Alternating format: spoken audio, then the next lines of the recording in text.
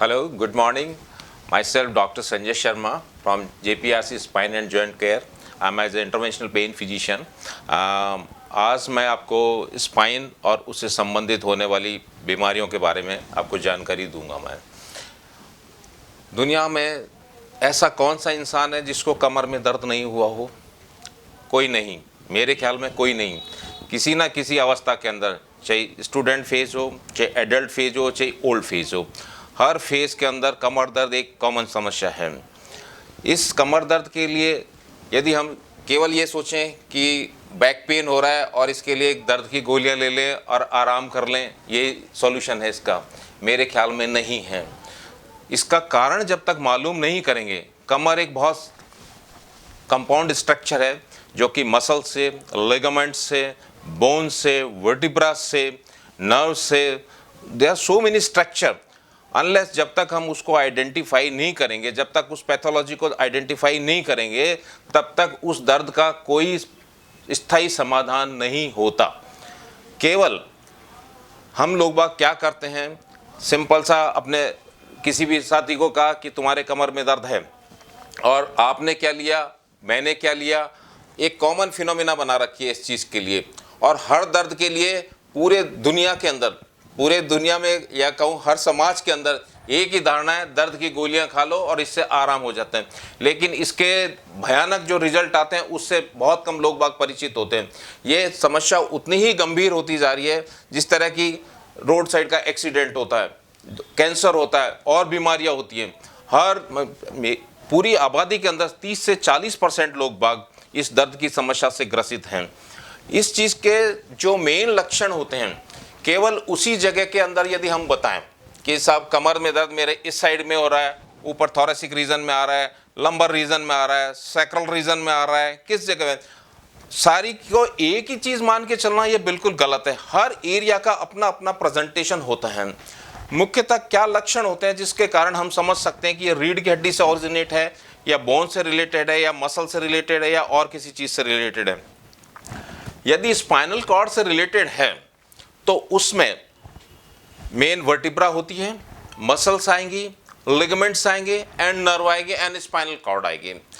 यदि मसल से पेन होता है तो कुछ ही क्षणों के अंदर, कुछ ही दिनों से सप्ताह के अंदर, ज़्यादातर 99% दर्द 6 week, maximum limit is 6 week, इससे ज़्यादा नहीं रहता। और सिंपल हमारी एक्सरसाइज, सिंपल हमारा रहना सहना, इन सब चीज़ों को कंट्रोल करते हुए हम उसको कंट्रोल में कर सकते हैं, जिसमें किसी दवा वगैरह की ज़रूरत नहीं है। We have to change our life style, simple simple, very simple, right. यदि इसके बावजूद भी यदि नहीं आ रहा है तो आप इस चीज़ के लिए कि भैया किस समस्या से हम ग्रसित हैं, हम अपना जो संबंधित डॉक्टर है उसको एक बार दिखाएं।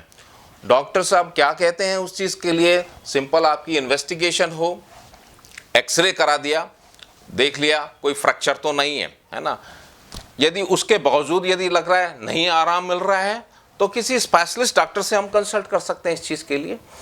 समस्या केवल दर्द से यदि हम अपने आप को कंट्रोल रखें, है ना, और तो एक परमानेंट सॉल्यूशन नहीं है। इसके साथ में जो लक्षण हैं, पैर में जैसे झुंझुनाहट आना, सूनापन होना, भारीपन होना, खिंचाव होना, ये सब चीज़ भी एक दर्द का ही लक्षण है। इसको हम अलग नहीं समझें कि झुंझुनाहट आ गया ये तो सब अलग चीज़ हो गया, ये सियाटिका हो गया, ये हमारा बैक पेन हो गया।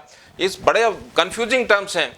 हम किसी चीज़ को कहेंगे स्लिप डिस्क हो गया, कमर में दर्द हो गया, स्लिप डिस्क हो गया, नीचे दर्द आ गया, और किसी दूसरे बंदे ने बोल दिया कि साहब बैक पेन हो गया, किसी ने कह दिया सियाटिका आ गया। पहले कन्फर्म तो करें हमारी बीमारी क्या चीज़ है, पहले ये चीज़ तो मालूम करें बीमारी क्या चीज़ है। इसका जब तक एग्जैक्ट डायग्नोसिस नहीं हो जाता, ऐसे इलाज का कोई मतलब नहीं है, कोई मतलब नहीं है इसके अंदर से। पहला जो प्राथमिक लेवल का अपना फिजिशियन है, पहले उससे जांच कराएं। उससे यदि संबंधित यदि आपका इलाज नहीं हो पा रहा है तो ज़्यादा लंबे समय तक आप वेट नहीं करें। कोई भी क्वालिफाइड डॉक्टर, ऑर्थोपेडिक सर्जन है, न्यूरो फिजिशियन है, न्यूरो सर्जन है, पेन फिजिशियन है, जो भी इस चीज़ के अंदर स्पेशलिस्ट हैं, उन्हीं डॉक्टरों को हम दिखाएं। लेकिन इस समस्या को ज़्यादा लंबे समय तक नहीं रखें, क्योंकि नुकसान अल्टीमेटली किसका होता है, मरीज़ का ही नुकसान होता है और किसी का नुकसान नहीं होता।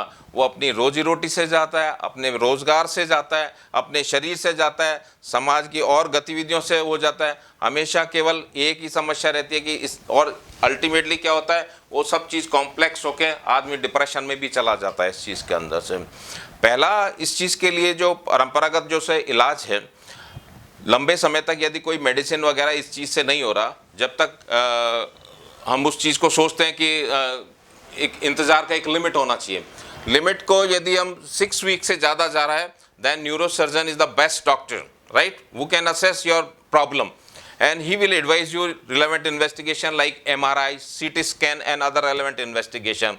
If there is a problem, यदि स्पाइन के यदि हमें MRI में यदि प्रॉब्लम दिखाई देती है तो उस कंडीशन के अंदर सर्जरी बोली जाती है, जिसका हमारे समाज में सबसे बड़ा भ्रामक प्रचार हो रहा है। स्पाइन की यदि किसी ने सर्जरी करवा ली या इलाज करा लिया तो ज़िंदगी भर के लिए लकवा आ जाएगा, लैट्रिन बंद हो जाएगी, पेशाब बंद हो जाएगा और ज़िंदगी बेड पे ही गुजरेगी। ऐसा बिल्कुल भ्रामक जो कथन है, ये बिल्कुल असत्य है, इसमें कोई सत्यता की चीज़ नहीं है। आज पूरी दुनिया के अंदर, पूरे वर्ल्ड के अंदर स्पाइन से इतना एडवांस टेक्नोलॉजी आ गई है।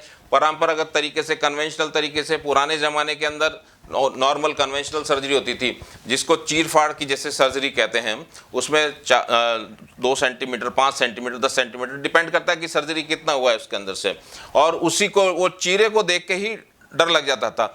उसमें कुछ परसेंटेज चांसेज ऐसे थे कि सर्जरी नाकामयाब जिसे कह सकते हैं, है ना, ये कोई भी दुनिया की कहीं भी किसी भी देश के अंदर करें वो इनविटेबल कॉम्प्लिकेशन है, उसको अवॉइड नहीं कर सकते।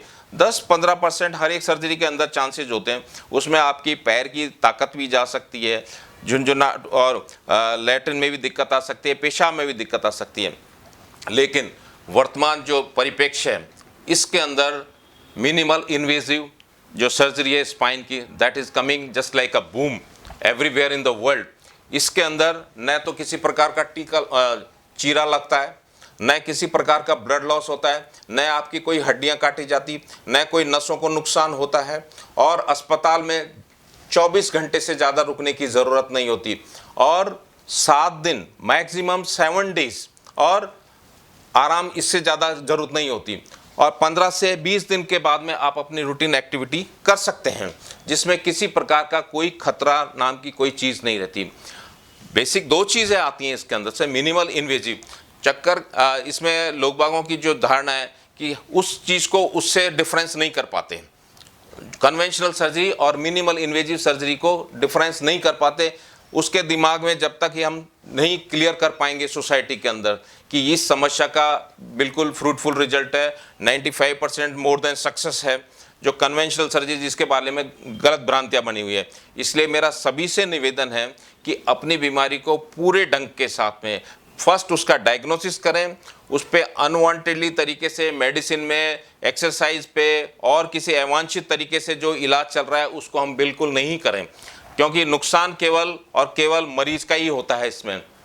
क्योंकि कोई भी इंसान अपने कष्ट को कब तक झेलेगा, है ना, उसका कोई तो अंत तो होना चाहिए उसके अंदर से। इसलिए मेरा तो निवेदन यही है इस चीज़ के अंदर से कि हमें सुचारू रूप से अपनी लाइफ स्टाइल, अपना वे ऑफ थिंकिंग सबको चेंज करना और समाज में सबको जागरूक करना कि अब स्पाइन के जो दर्द है, जिसे हम कमर दर्द कहते हैं, स्लिप डिस्क कहते हैं, सियाटिका कहते हैं, पहले तो इसको डिफाइन करें कि ये हकीकत में स्थिति क्या है। जब तक इस स्थिति को क्लियर नहीं करेंगे, उस ट्रीटमेंट की ओर जाना समझदारी की चीज़ नहीं है। यदि आपका कन्फर्म हो जाता है कि इस चीज़ का इलाज सर्जरी से है, तो उससे डरने की ज़रूरत नहीं है। उसमें क्वालिफाइड डॉक्टर्स के पास में जाइए, अपना तरीके से इलाज कराइए, और बिल्कुल इसमें कोई प्लस माइनस का सीन ही नहीं होता इस चीज़ के अंदर से। मेरे हिसाब से तो इतना ही मैं आपको एक जागरूकता के लिए संदेश देना चाहूँगा।